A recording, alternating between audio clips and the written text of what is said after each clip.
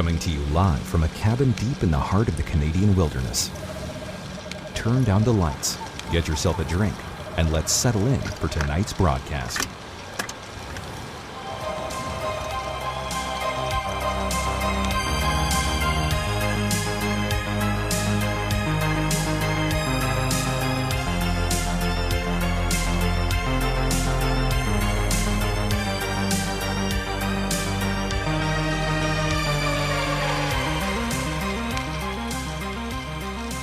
Good evening, and welcome to Midnight Mysteries.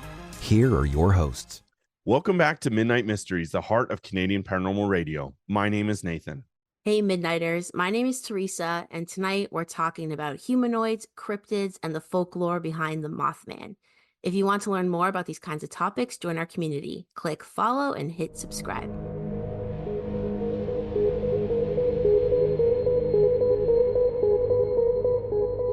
Seth Breedlove is an Ohio filmmaker. He has written, edited, produced, and directed shorts and features about a variety of topics, but is best known for his production company and the films they've produced under the Small Town Monsters banner. Before film, Breedlove wrote for a number of websites, newspapers, and magazines, and learned some of the skills he employs as a director while working as a reporter. Breedlove has also appeared on numerous television and radio programs. The first chapter in his series of documentaries was the film Minerva Monster in 2015.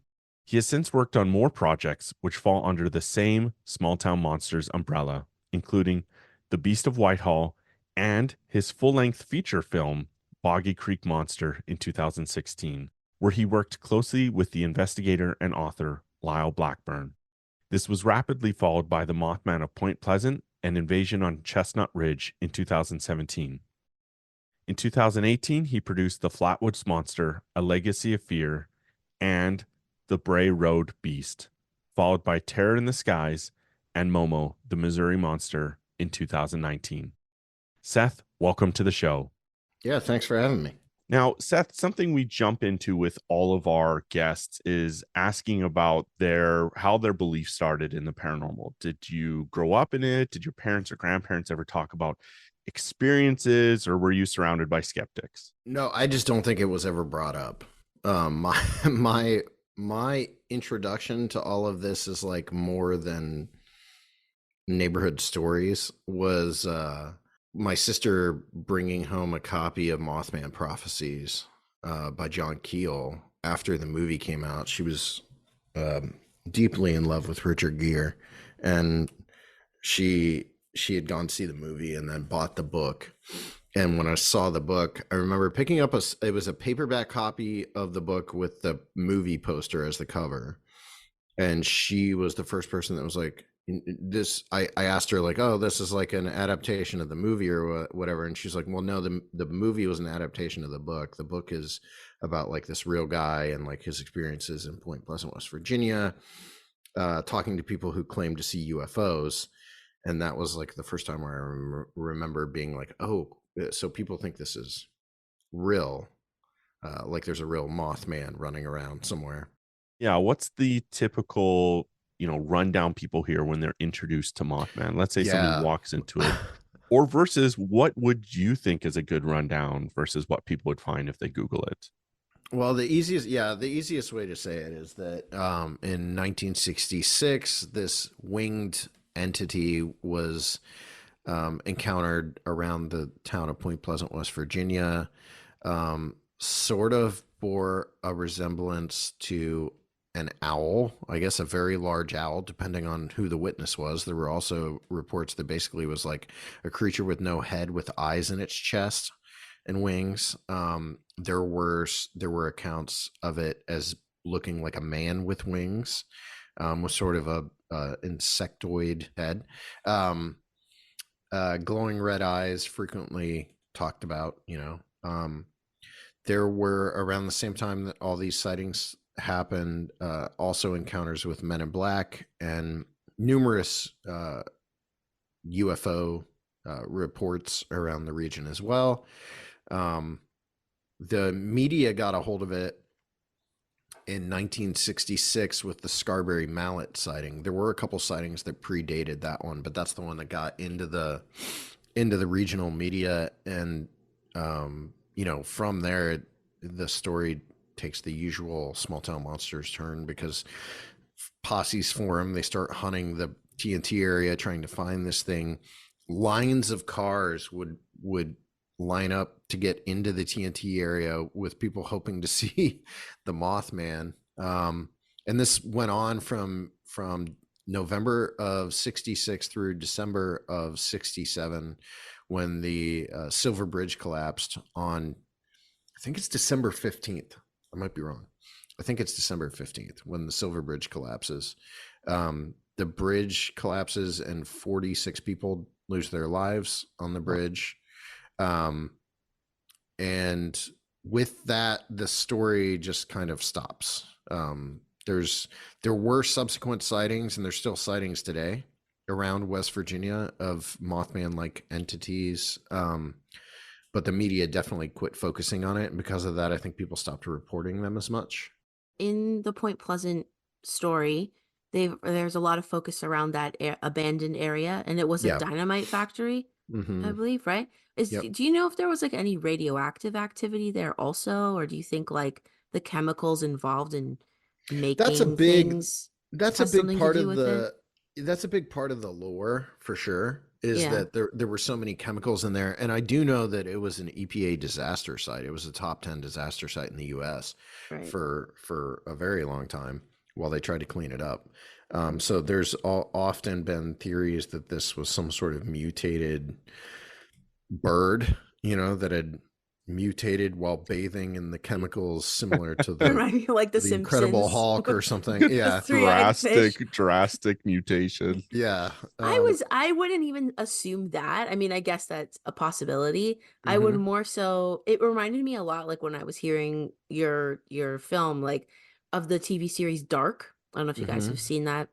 I haven't seen it, but I know what it is. Yeah. Yeah, it's the German German-based TV series on Netflix.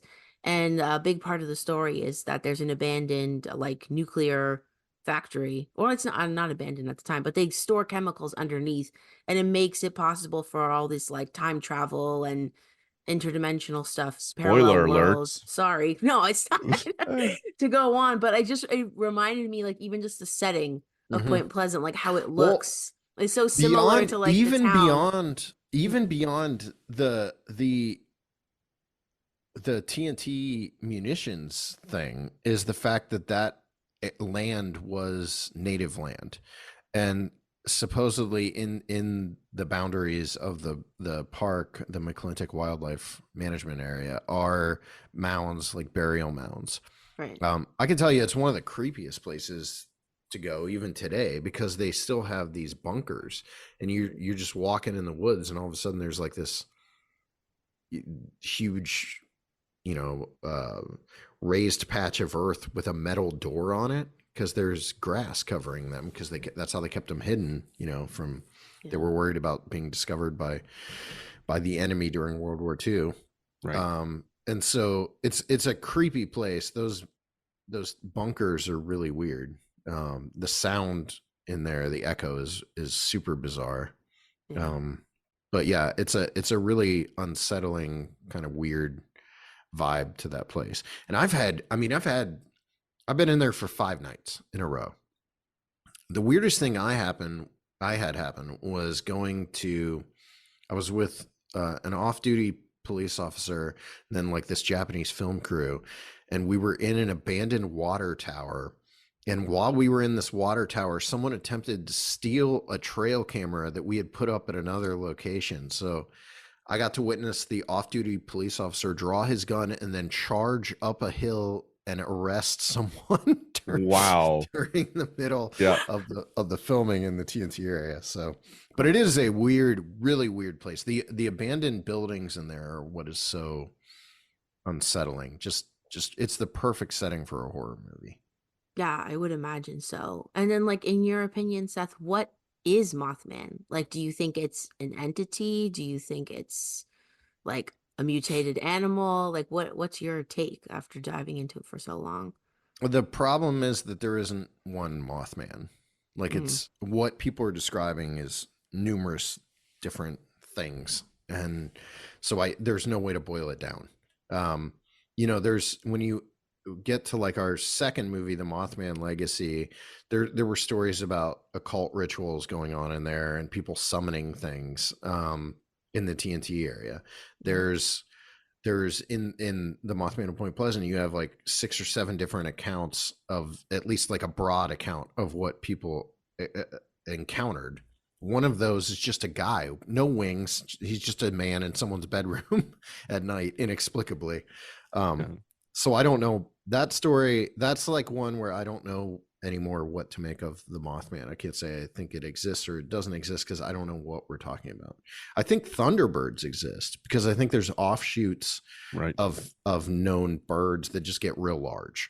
I don't necessarily ascribe to like there being some sort of species of Thunderbird, but you know, random birds that get abnormally large, sure. And so some of these accounts do seem to be that, because around that area during that same time period, there were many accounts of like just massive birds.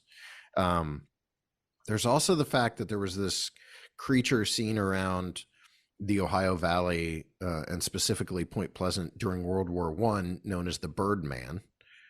Birdman. And that's super interesting that they had those stories long before, you know, the 60s sightings.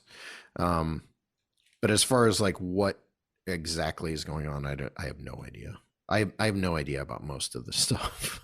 It's one of those, maybe like the more you dive into it, the less you know for sure. Yeah, exactly. Situations, right? Well, with that one especially, because there's so many different things happening, from the Men in Black and the UFOs. There's also the fact that there's like a rich history of hauntings in Point Pleasant. You know, it's got a really gnarly history. That town has a really like dark history going back to, you know, the not just the settlers, but all the floods that have happened there, the number of people that have died in the streets in that city. There's a lot of death surrounding that place. Right. It's so interesting because even without the paranormal aspect, like dinosaurs were first discovered in the 19th century. The 19th century. Up until then, we had no idea about this other, you know, not just species, but collective life of dinosaurs that had been living here on Earth. So we're continuing to discover, and we don't know what we don't know. Yeah. I've talked about it before, but going back to like my childhood, kids in my neighborhood used to say, if you know, make sure you're in after or before dark, so the Minerva Monster doesn't get you.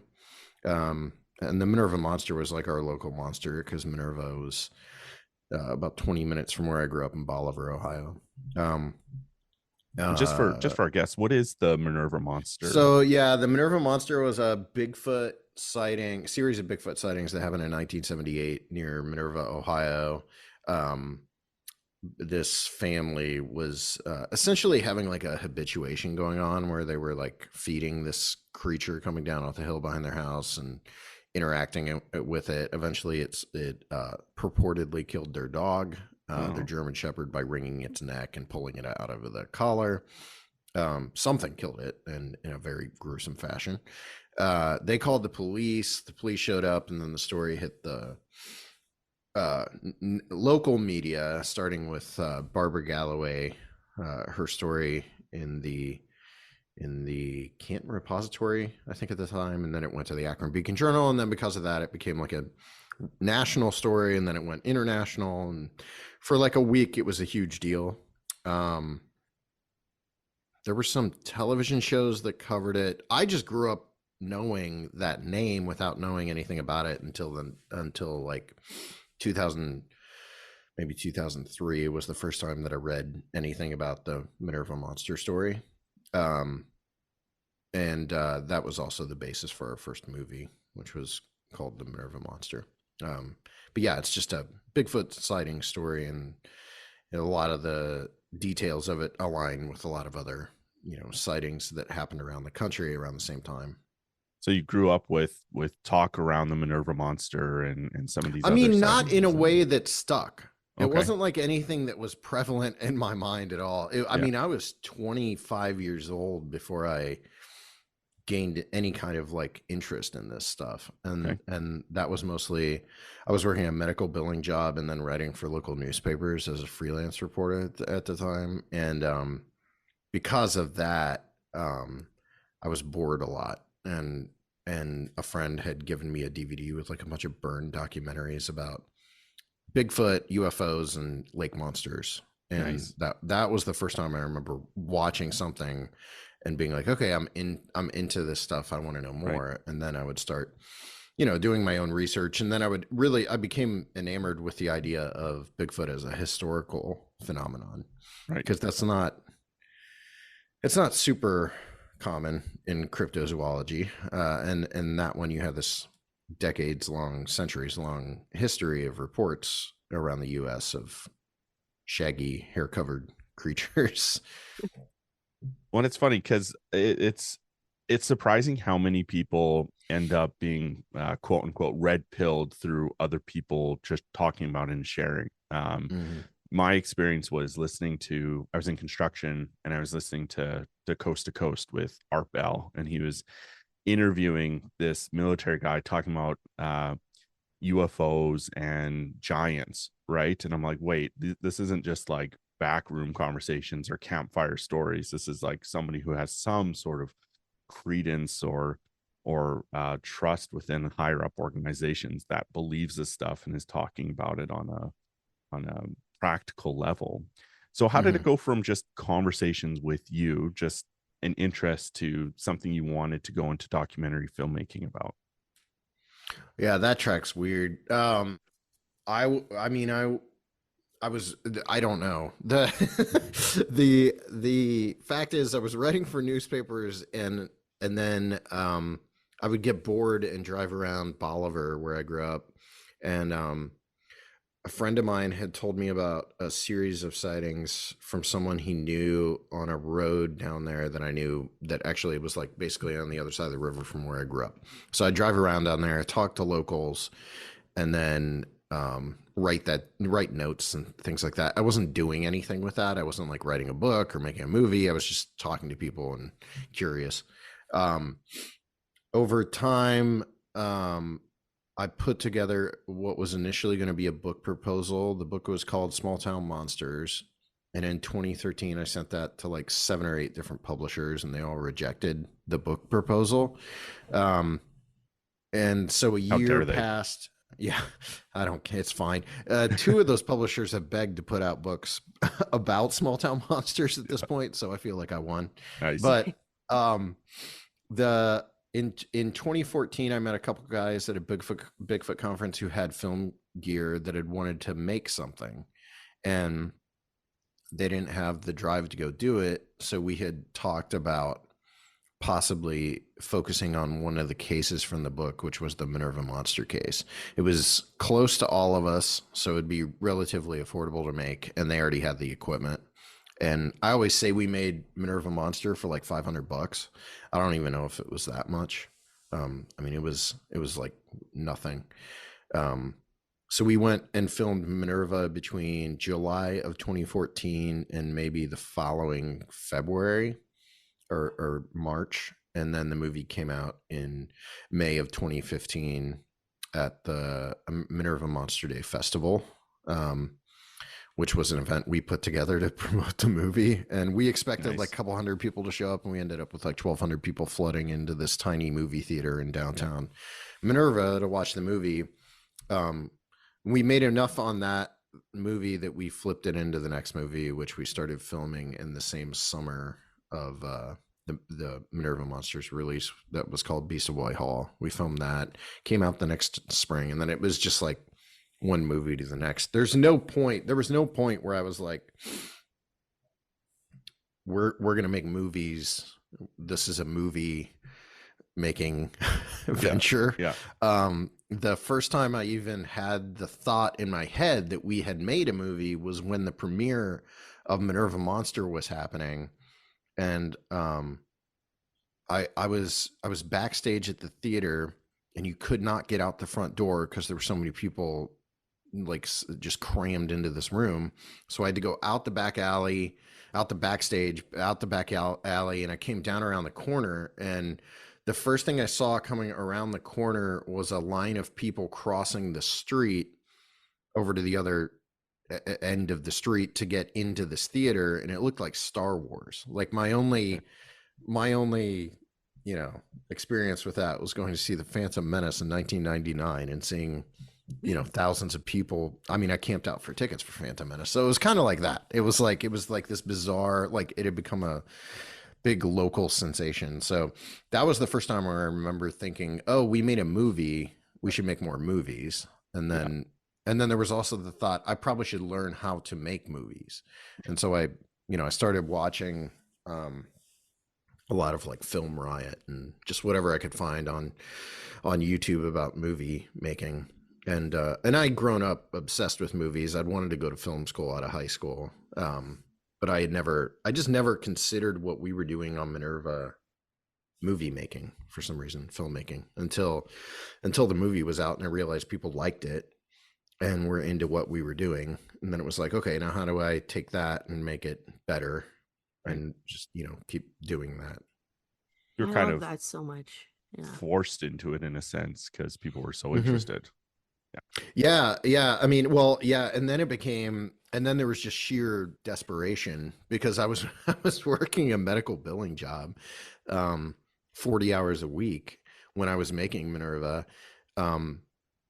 When Minerva premiered, the day Minerva premiered at the Ohio Bigfoot Conference here in Ohio, I essentially quit my job. They allowed me to keep the job, so I was part-time, but I was only working like 10, 20 hours a week then.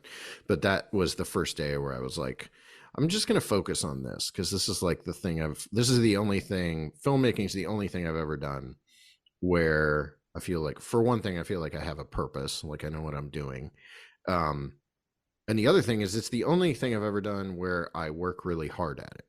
Because I think it's my, I'm not trashing my dad's side of the family, but they're from Deepwood, North Carolina, and we're like hill folk. So in the best sense. So we'd rather sit on a porch and stare at trees than really put too much effort into anything. And so I feel like this is the first thing where it's easy for me to work at it. And I want to get better at it. And so I just put I put every ounce of everything I had into this, and there was a lot of desperation behind it in the early years, especially because no one had ever done this. There still isn't really a company like STM out there, and there was no blueprint for what we were doing, so everything was trial and error. It still is trial and error. Right. So yeah. How did you you had talked a little bit about your sister's obsession with Richard Gere and Mothman prophecies. What really pulled you to cover Mothman as one of your first documentaries? What made that of interest to you? So Minerva, Whitehall, and Boggy Creek were all about Bigfoots. And by the time we got to Boggy Creek, we were kind of the few people who were regularly working on these movies were already kind of bored with that topic. Because those were 3 movies over the course of 3 years, we'd kind of, hit a wall creatively. And we knew we wanted to expand beyond Bigfoot. So Mothman was the natural topic. The problem is that anyone who is into this stuff knows this by now, but there's dozens of documentaries on Mothman. But weirdly enough, the thing I found when I started watching documentaries about Mothman was that there was no straightforward retelling of the 66, 67 stuff. It was all modern accounts, or, it was just so full of rabbit trails that really didn't speak to what I think we all find so appealing about that Mothman story to begin with. That is like the only cryptid story that has a traditional 3-act structure. It's just not common to find a story with a beginning, middle, and an end. And I say that understanding that I also made a sequel that does cover, what happened after 67, but 67 is with the bridge collapse. That story kind of was was done. I mean, like in the media stopped covering it. And so that was what we decided to focus on, was that 66, 67 stuff, get as many witnesses as we could, and do the storytelling in the same way that we had made the other 3 movies, but really focus on expanding what we had accomplished in the previous movies as far as like recreations or effects go. So we had never done any kind of recreations prior to that. And in fact, it was kind of like our calling card when we would do interviews and stuff. I can remember Brandon and I bragging about like, yeah, we're not interested in doing recreations or like, you know, any kind of narrative or dramatic retellings and things like that. But Mothman just needed more to really tell the story. And also the interest in that topic at that particular time was so high. What was it? The 20-year anniversary of the movie, of the Richard Gere movie, was going to happen. There was the 50th anniversary of the bridge collapse was coming up. And then the 50th anniversary of the Scarberry mallet sighting happened, which coincidentally or not happened on the same day that we started shooting the movie. So the anniversary of the initial sighting happened the same day we started shooting the movie, which was in no way intentional. And so we, it was just a lot. That was the story too that I connected with the most, because we had gone to Point Pleasant a handful of times, and I had spoken to there used to be a steakhouse on Main Street in Point Pleasant called Harris Steakhouse. What was her name? Caroline Harris worked there, and she had lost a son and a husband in the bridge collapse. And I don't know, I was just really drawn to the heart of that whole thing more than anything, more than the Mothman, still more than the Mothman. The Mothman kind of bores me, honestly, at this point. But the people there and that town itself really were what appealed to me about making that movie. And then it just, as we started filming it, I really wanted to see how far we could push the dramatic recreations and things like that. So I would go out and shoot recreations. It was a one-man band when it came to shooting recreations on that movie. And a lot of them were shot, the live action stuff was shot with my iPhone, which was nice. 2017. I was putting footage on an iPhone that made it into the movie. So I was doing that alone. And then over time, Chris Scalf contacted me, and he was the one that did the animations in the movie. And he had sent me some sample reels, and I was like, there's no way I can afford this, because a lot of the stuff he was showing me looked like better than what I had seen in some of the History Channel stuff. And then I found we came to some sort of agreement that was absurdly low.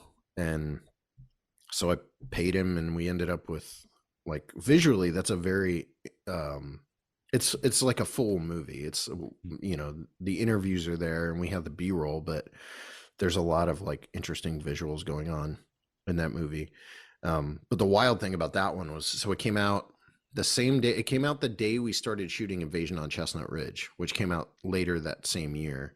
But we started shooting Invasion on Chestnut Ridge the day Mothman came out. It came out right around the same time that Rogue One, the Star Wars movie, came out. And Logan was #1 on Amazon. During its run on Amazon, it overtook both Logan and Rogue One on Amazon, which was a wild thing to see, because the movie was made for like $6,000, $7,000. Right. And it was in the top 10 on Amazon for like a month and a half. So like millions of people have seen that movie, which Brandon did the music on that movie, and him and I were just talking this week about like Beast of Whitehall and Minerva Monster, and those have been seen by millions of people too, which is wild when you think about just what we spent and how little we were working with at the time. But yeah, I went on a tangent. Shows the interest is there though, right? Mm-hmm. And I think we've discovered that with a number of our paranormal UFO or cryptozoological communities here in Canada too. Alberta has a huge Sasquatch following with some mass sightings back in the 60s and 70s. But one of the things that I found really funny about the Mothman prophecies was they had some of the 90s styles of homages, but the flashing, overexposed cuts. But when I watched your documentary with the Mothman of Point Pleasant, you actually keyed in on a number of the same things they had keyed in on, in the sense that it wasn't just a strictly physical sighting. There seemed to be, for lack of a better term, supernatural circumstances surrounding it too, which really surprised me because I hadn't really dug into that before. Did that surprise you going into it? Did you expect it to be strictly like a physical creature being, or was did you walk into I it? wasn't, and I wouldn't have been interested, honestly. If it was like literally just a giant owl man that was being encountered around Point Pleasant, I probably would have found that kind of boring.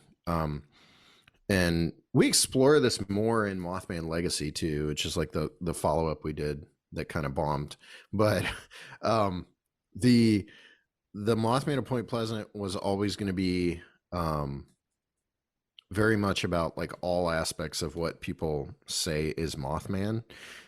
Because if you ask 5 different witnesses to the Mothman what to describe the Mothman, they're all going to give you a different answer. And so we wanted to explore all of that without, necessarily pointing at it and say, hey, look at how weird it is that everyone's seeing something different. Right. Every witness had a different description of what they saw, down to like one of the witnesses claiming he saw a man like in his bedroom at night who he thought was the devil.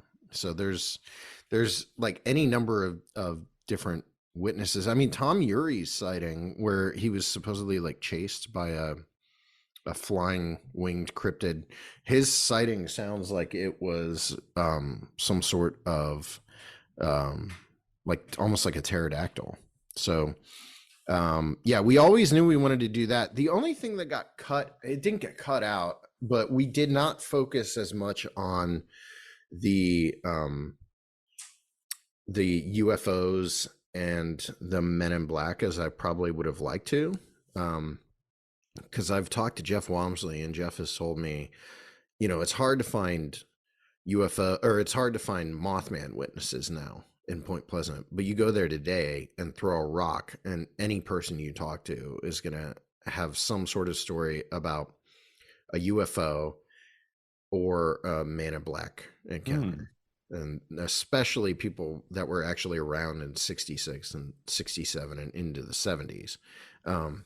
But what's interesting about that is it's not relegated to Point Pleasant. It's pretty much all of West Virginia, if not all of Appalachia. Like you can talk to, I've interviewed witnesses in the middle of the state.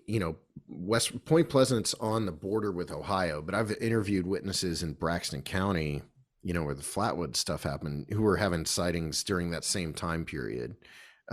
So whatever was going on around that time, the late 60s, there was a huge wave of paranormal happenings around West Virginia. And again, I think it's all of Appalachia.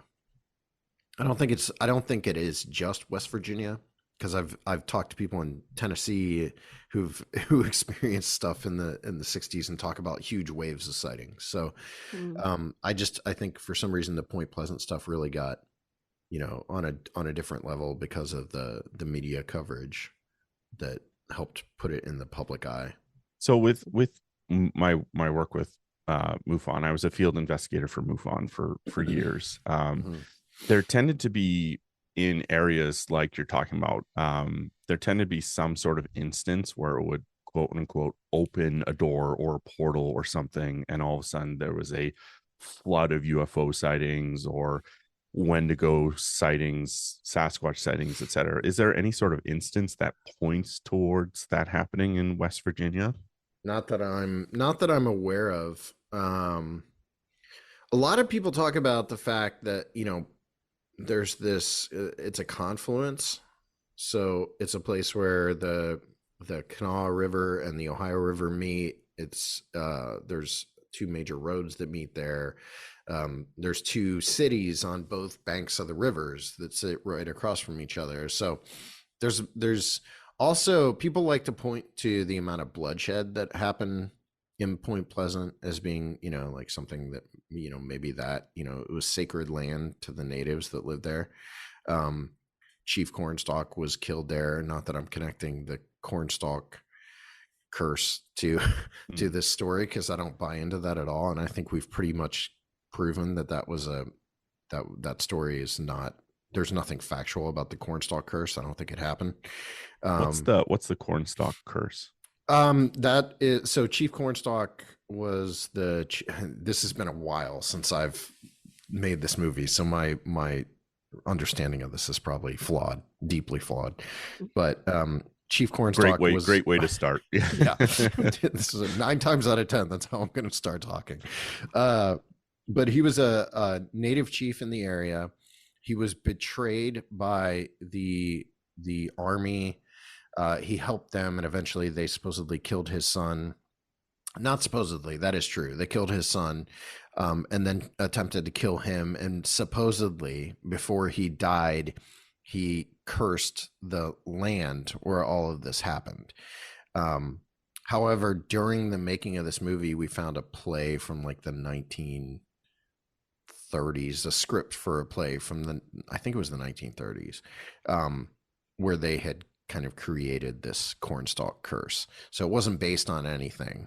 It was just a curse. And also, it's hard to find the right way to put this. I just know that there was some bad feelings locally against the native people. And so this was sort of their way of blaming the natives for everything bad that had happened in Point Pleasant. Not necessarily the Mothman, but the numerous floods that they had endured. And, there was a horrific plague that had gone through there and killed a bunch of kids and stuff like that. So I think it was sort of the way of blaming everything. I mean, Chief Cornstalk was sort of vilified in the schools in Point Pleasant up until maybe the last couple decades. It's very recent that they stopped sort of pointing fingers at him as being the reason everything bad has happened. The scapegoat, right? Yeah. Yeah. Mm-hmm. Yeah. So when you went about, trying to find witnesses and stuff for any of your documentaries, have you advertised ahead of time in the newspaper? You said when you go to Point Pleasant, you could throw a rock and find someone who's had a UFO sighting or Men in Black sighting. Did you find some of your, coolest interviews or most significant interviews just kind of fell into your lap? How have you gone about finding witnesses or experiencers for this? Well, that movie was different, because on that movie we had Jeff Wamsley, who ran the museum, and Jeff was helping set me up with witnesses. I definitely don't advertise that we're shooting anything in a place when we're shooting, especially in those days, because we did not have permits. And so we would just show up and shoot run a gun style, and hopefully we didn't get caught if we were in a public space. But no, I didn't advertise it. There were a lot of stories done about it after the fact. Like after we had filmed, like maybe even the following week, there were stories like film crew comes through Point Pleasant. But no, we didn't advertise it. Jeff was helping set everyone up, and then anything else, any other interviews would just kind of fall into our lap, or I would, find a name here and there and think we need to interview this person or that person. Where we lucked out with that movie is the archival interviews, the audio, and then the video that we had. There was audio interviews that were given to us by Jeff Wamsley that he had conducted while he was writing his first book, that we were able to use. And then there was a video interview. was that Faye DeWitt? I don't remember which witness that is, but we were able to use archival footage and audio to actually put the encounters in the words of the actual witnesses, which is kind of the biggest thing with STM. Like if I had to point at one thing, is like what sets us apart from network television. It's that we try to let the witnesses tell their stories in their own words and not spruce it up or anything. Sure. Yeah. And so creative editing. Yeah. Yeah. And so that was also what tied that movie to the ones that had come previous to it, because we did go from a very scaled back style of filmmaking to a very, I mean, that movie is just, there's way more. If you watch Boggy Creek Monster and then you watch Mothman and Point Pleasant, they couldn't seem more different. They're just very different from one another. And so it was just a big leap from one to the next. And the thing that ties all those early movies together, and I still think ties our stuff together, is the witness interviews. Yeah, I loved so I didn't know anything about Mothman prior to this interview. So I really like dove in and was like, okay, I gotta find out obviously to prepare for talking to you today. But I have to say, like, your documentary or your film, from what I watched, was like you captured like the mood, I feel, of like the town, and like I really got a sense of like the people and the witnesses, and I love that so much. Whereas like the other ones that I saw were more like factual, or just like, giving a brief like overview, and didn't dive into like that time in the 60s when there was that like plethora of sightings and whatnot. So like I really appreciated, how you guys set the mood like perfectly. Yeah, a lot of that is Brandon, because Brandon did the music on that movie, and I think his stuff really, I mean, he's the piece of SDM that's been here, other than me, he's been here since the beginning. So it's been Brandon and I since 2014 making this stuff. And so a lot of the mood stuff comes from him, because his music, the score for that movie is still one of my favorite scores he's done on an STM movie. But yeah, the mood is, I've had other people say that like that's something we do better than a lot of the major network television shows and stuff, is just giving people a sense of place. And I think that's really important to me, just personally, because I grew up in a small town. So, like putting people in that, wherever we're making a movie, putting them in that place is like, that's always really important to me. But that movie is, I've rewatched it. Actually, I don't know when I last sat down and rewatched it, but I've seen clips of it here and there whenever I go to the Mothman Museum or whatever. And I'm still kind of like, I don't know how we pulled that movie off, because I know what our budget was, and then I know how little we knew about filmmaking. We were shooting it on a camera called the digital Bolex, that was like a Bolex, almost like, it looks like an old school Super 16 camera, but it was digital. And that camera had been discontinued. So we were like the last people to film a movie on it. In fact, the company that rented us the camera tried to sell me the camera afterward. And They're I like, we turned don't them want down. this. Yeah. Nobody else is using this. Yeah, they tried. I wish I'd bought it, because I actually really love the way that camera looks, especially on film. Now that I watched that movie has such a distinct look, like compared to some of our other stuff. Yeah, it really does. What camera do you use now? We're all Sony right now. Okay. So everything's black or not black. The, what is it called? The A7S III, and then I'm on an FX3, and then we do some camcorder work with Sony's for the night vision stuff. But we were on Blackmagic for 3 years, 2018 through like 2021, and then we switched back over to Sony, which was what we were using in the earliest movies as well. Yeah. Why'd you make the switch back to Sony, if I may ask? Most of the producers I know end up hoping to get to the Blackmagic level with all of their adapters and modifiers. Yeah, our problem though is everything's run and gun. Like even today, we just shot a movie and like 5 episodes of YouTube series in 3 days back in November. So like that's the kind of timetable we're trying to work on. And Blackmagic is great for like, it's actually a very quick, easy setup. Like you just throw the camera down, hit a button, everything's rolling. But the problem with it is the low light stuff. So we don't especially if we're just out in the field or whatever, we don't have a ton of time to mess around with lighting and all that kind of stuff. And Sony is so good in low light situations. Even the interview setups are just a lot easier with Sony. And so that's why we're on Sony right now. I don't see us switching. I have a DJI, what is it? The DJI, it's like the big camera with the gimbal built into it. I don't the remember. auto stabilizing. Yeah, it's built onto the camera though. That's the most expensive camera we have, and I will still take an A7S III over that any day. Interesting. Yeah. Well, as part of what Teresa was saying, your documentaries definitely feel like, you know, you're part of the town, or you've gone into the town, versus some of these big network ones. It seems like a big network is just doing something remotely, or just sending one or two people. Now, with you being involved in the town or in these stories, has there ever been an experience or story where you've been freaked out? You're like, well, this is real, or we experienced something ourselves. Has there ever been something that's happened to you or a member of your crew during one of these productions? Like an unexpected event would be, we were shooting something for YouTube 2 years ago on the Chestnut Ridge in Pennsylvania.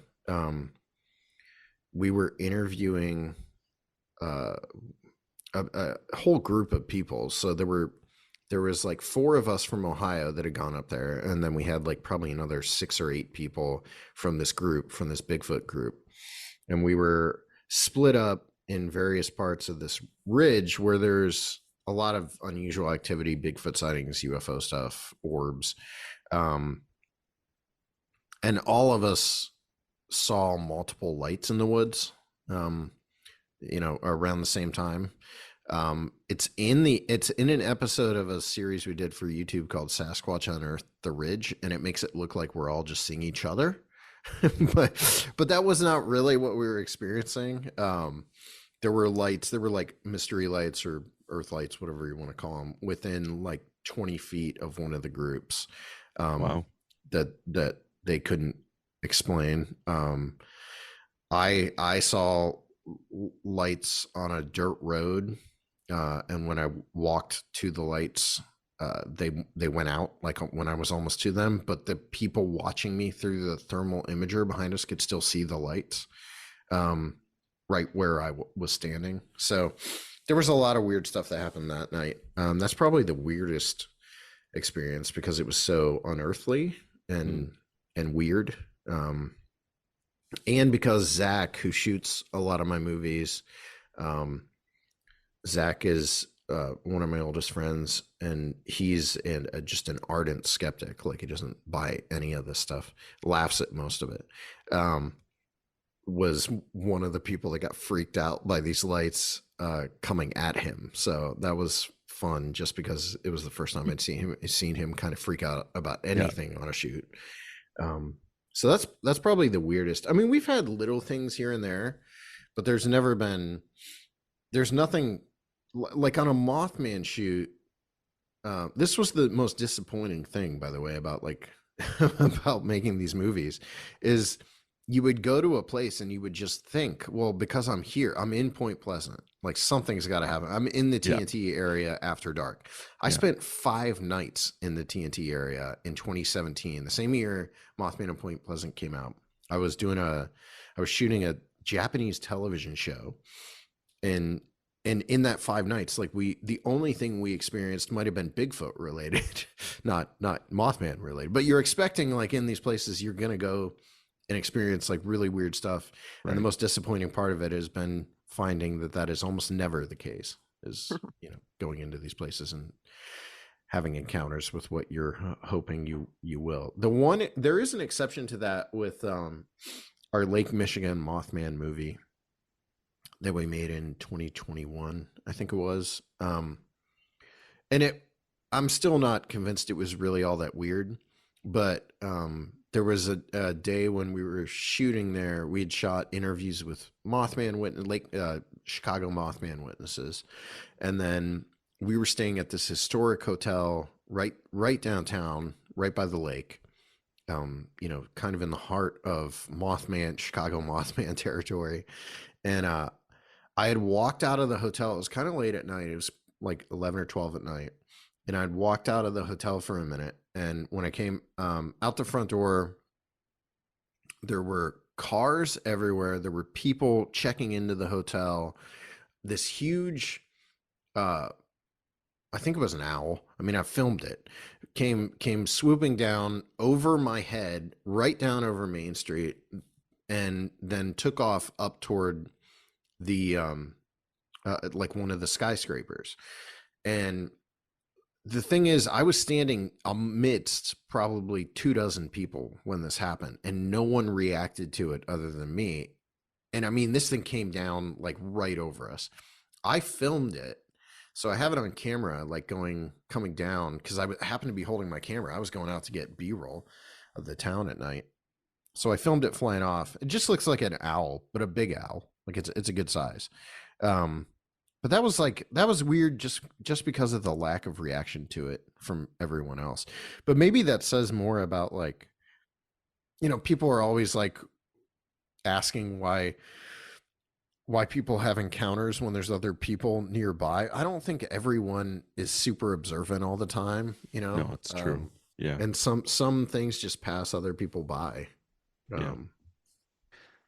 Did with that owl encounter, did something feel off about it too? Yeah. Or was it just okay? Yeah. And again, like, this is a movie that I didn't edit. I helped shoot. It was edited by Santino Vitale. So I have no memory of anything from that movie because I was just filming. I was there to, like, shoot stuff. But I do remember it's in On the Trail of the Lake Michigan Mothman. I do remember talking about it. We actually went back to the hotel and watched the video on a big screen with my friend Ellie and Heather Mosier. And the three of us were kind of like trying to figure out scale and things like that. But it's difficult. But it looks like a very large owl. But what felt off about it was everything was really loud when I came out of the hotel. Like, there was a lot of commotion. It's a city. It's night. It was a Friday night, so it was busy. There's people talking, cars and all that. And then when the owl came down, I could hear it flapping. That was why I turned. I heard the flapping of wings when I walked out, and that was what threw me. And I happened to already be filming. I wanted to film, like, these shots of, like, the crowds and stuff on the streets. And so I was filming in S&Q, and so I heard the wings and turned toward this thing in a wide, and then as soon as I see it, I kind of like punch in on it a little more, and then it goes up over my head, right down over the street, and then up into the sky. But the weird thing was the lack of noise when I first noticed it, and then I don't remember. The weirdest thing about it is just no one else reacting to me. Right. I still find that so weird, because there were people getting out of a taxi and it went right over their head. Right. And no one bothered to look. Yeah, they're And if either in their own bubble or just, it was just for you.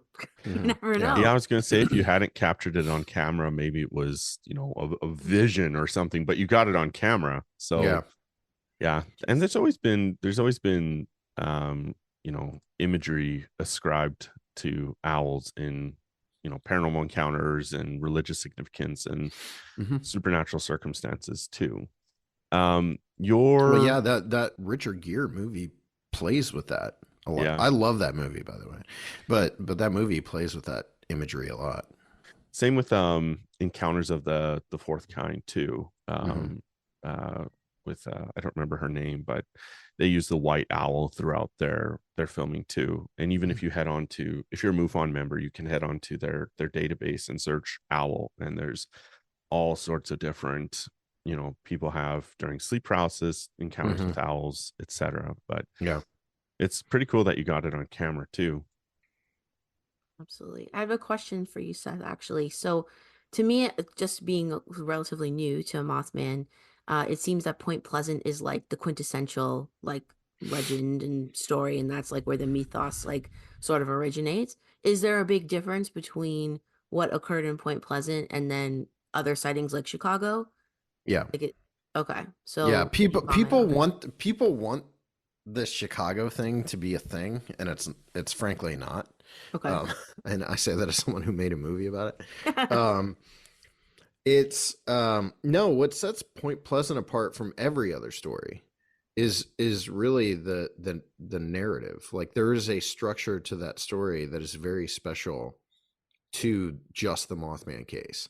Like, you have this very, very significant opening act, which is the Scarberry mallet sighting, the initial media coverage of the story, posses going out into the TNT area trying to hunt the Mothman. Then you have this middle act where things get real weird with Men in Black and UFOs and all that kind of stuff, and everything's ramping up towards something, and there's this progression of events from like fairly mundane to like getting much more sinister. Something's coming, and then the bridge collapses, and then the story's over. And that is like not common. Most of this stuff is like MOMO, which is this family encounters a Bigfoot behind their house. They see it a few times. They call the police come out, a posse forms.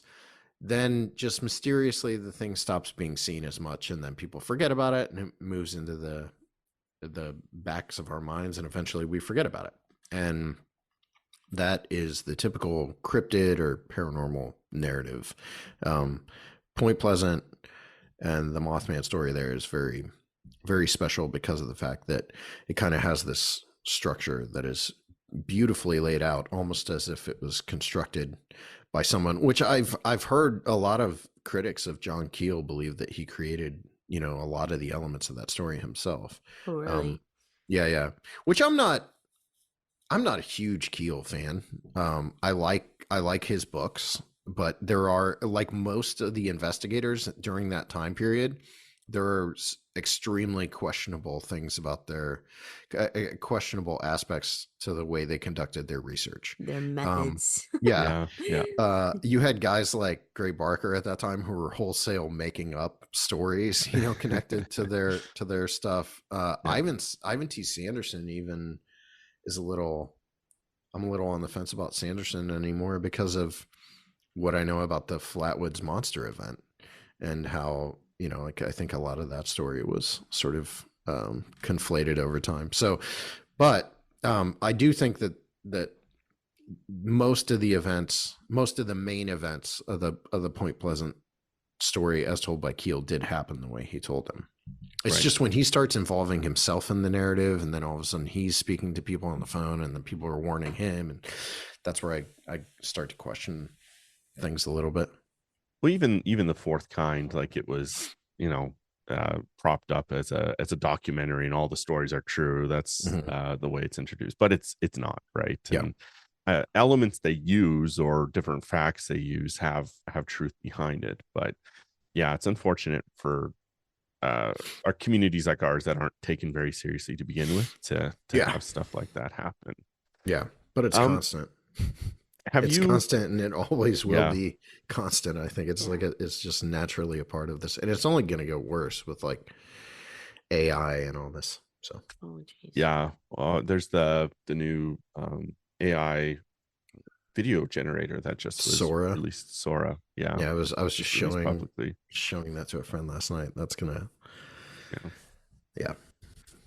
So Seth, have you dived into any Canadian lore at all? Any Canadian cryptids? One thing that's always shocked cousins and family in the States is that Canada's the same size as the States, but we have a tenth of the population, right? We've got about 50 million across all of Canada. So lots of open wilderness and space.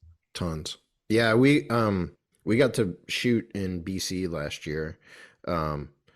And made a movie about Harrison Hot Springs and the birth of the Sasquatch legends. And then while we were filming that, Alexander Pedikov was off shooting some episodes of his Bigfoot Beyond the Trail series with indigenous people.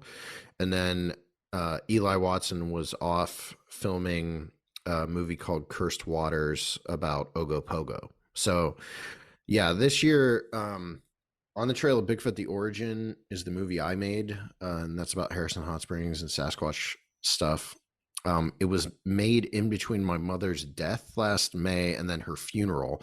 So like between the day that she died and her funeral, I went and filmed this movie. So it's, I'm so sorry. For me, it's much more about my mom than it is Yeah. about Sasquatch.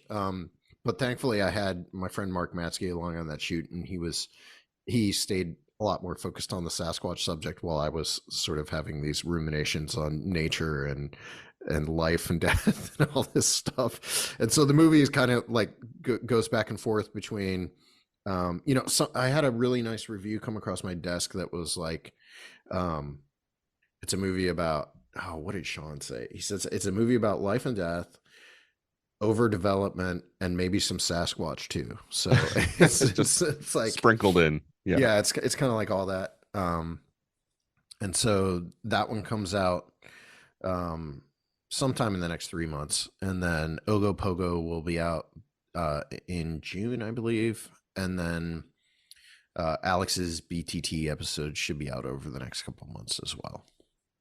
As beyond that, I don't know. I loved going up there, like going up to BC. We really want to do something about I'm blanking on the creature name. You just mentioned it recently too. Wendigo?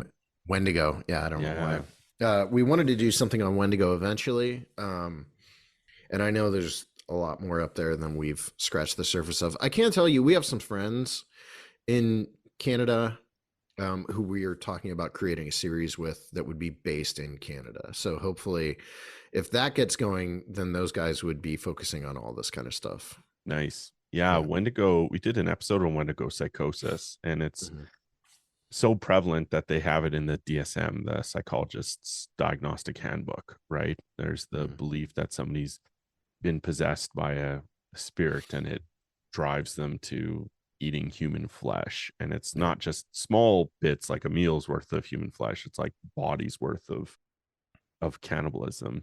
Seth, when you're diving into these conversations, when you're talking about, cryptids, and you've started on UFOs back in 2020, is there a topic you enjoy the most when it comes to discussing or covering in your productions? Yeah, I mean, it's always going to be Bigfoot because I've seen one, so I know they're real, unlike most of the stuff that I cover. So, and I just find that there's a lot more avenues for me to explore with the Bigfoot topic, and I can use it in ways that I can't use the other subjects. Like I made this movie about my mom's death, but it's a Bigfoot movie. Right. We made a movie during the middle of the pandemic about COVID, and like we'd all been cooped up in our houses for like 3 months, and we finally got out and went hiking for the first time in a while, and it was basically a movie about how great that was, just to how healing nature can be, and like how important it is to get out in the woods, and how maybe Bigfoot helps us do that, so right. Yeah. I can do things like that with Sasquatch that I can't with something like Mothman. Okay, so you can't just say you saw a Bigfoot and then not talk about that story. Just, you can't casually drop that line and then not share. Have you had more than one, or was this kind of the big one?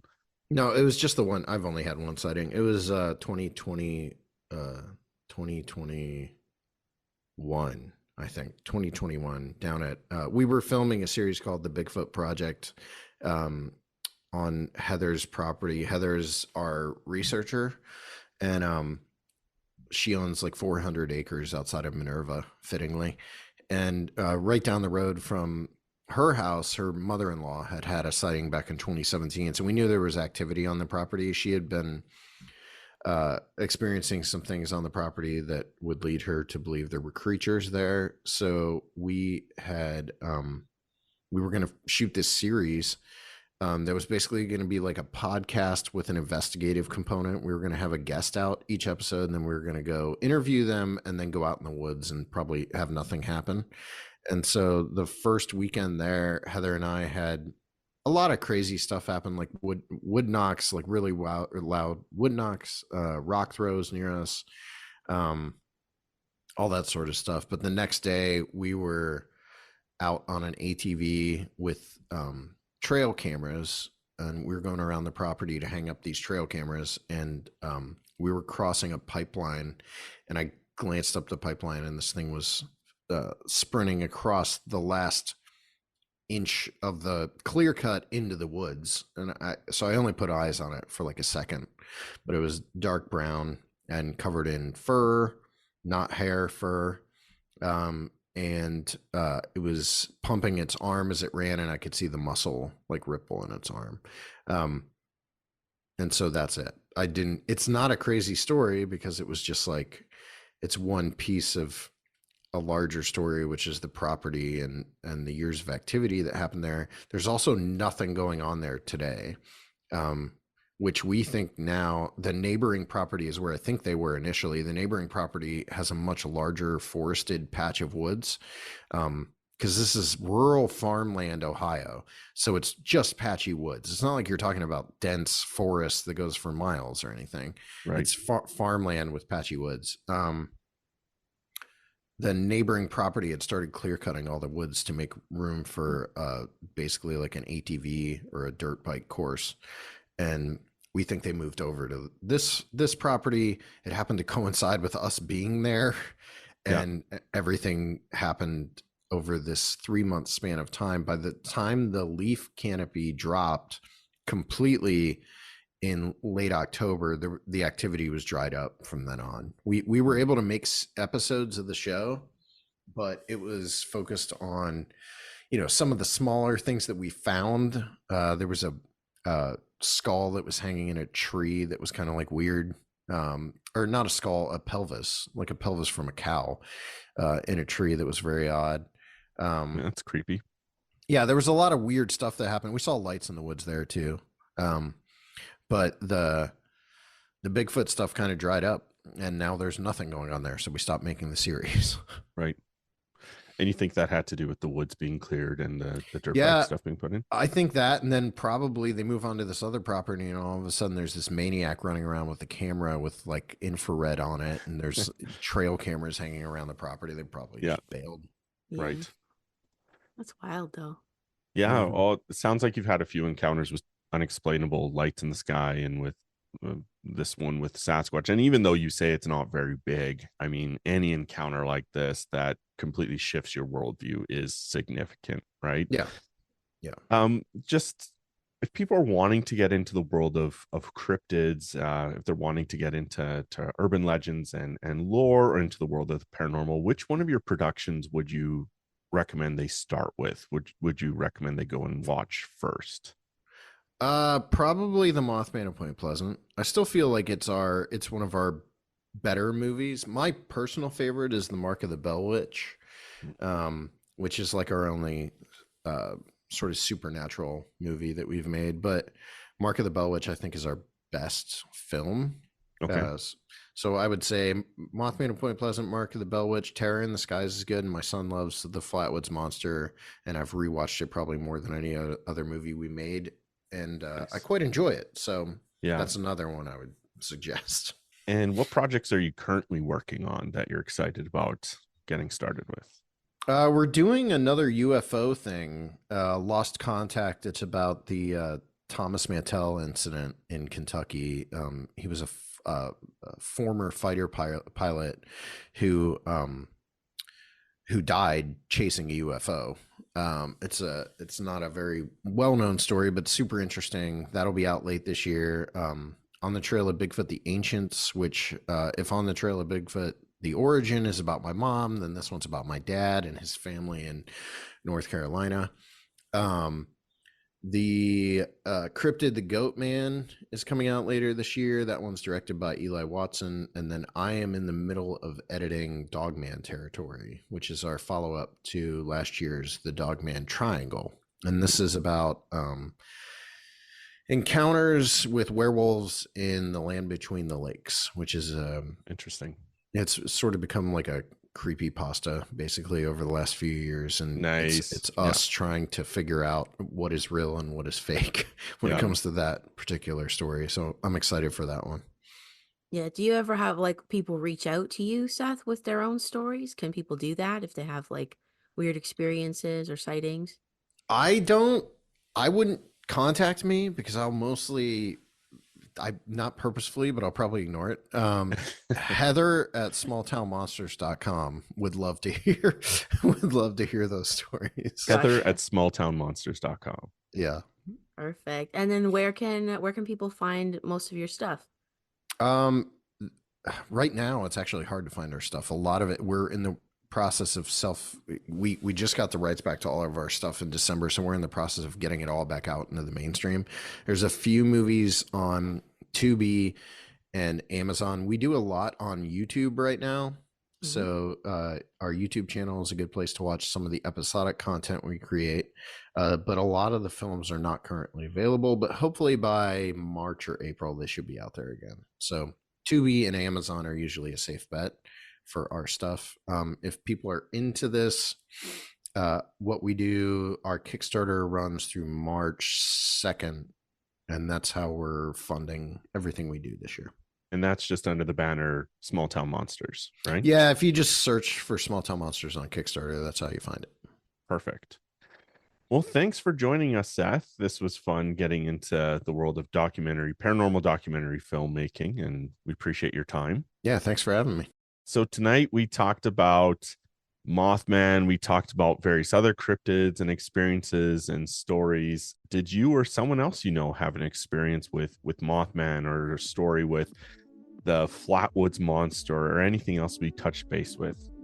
Send us a message or add your thoughts and comments below, and we'll respond right back. Thanks for joining us. Remember, stay weird, and we'll see you next time on Midnight Mysteries. Have a good night.